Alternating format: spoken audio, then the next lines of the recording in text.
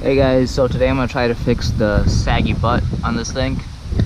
The front sits a little bit higher than I like it to. I got the Whiteline lowering springs in, so I'm going to go ahead and take them off and just cut one coil off, and hopefully it'll be even with the rear end. Oh yeah, and by the way, these are the new wheels I got. They're just 11 to 14 WRX wheels with some winter tires on them. They're 17s, so they look a little bit smaller in the fender well compared to the other 18s.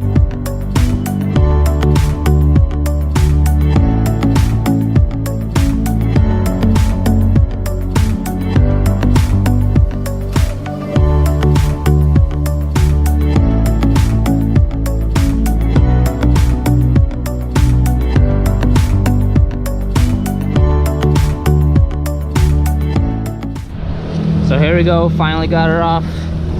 Gonna take that nut off now, and I think I'm gonna cut the spring at the bottom versus the top. Put her back in and see how it looks.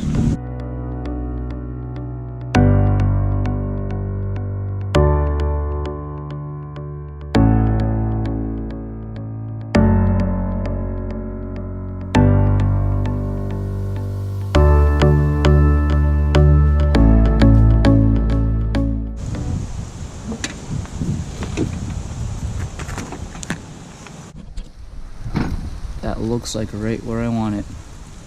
Oh, just wrapping up the other side, and it's raining with like sleet, hail kind of thing.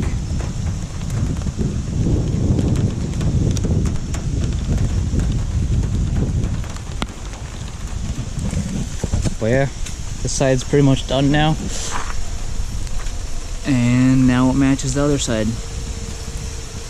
It was raining when I finished up, so here we go. Here's the finished product of cutting one spring off the front coils. I really like how it turned out. Now the front doesn't sit high. It's pretty much like exactly where I want it. I don't like my car to be too low, but at the same time I want it to look good and function well. So this seems like the perfect setup for me. And if you're wondering how the ride quality is after I cut the front spring, I don't feel a difference at all.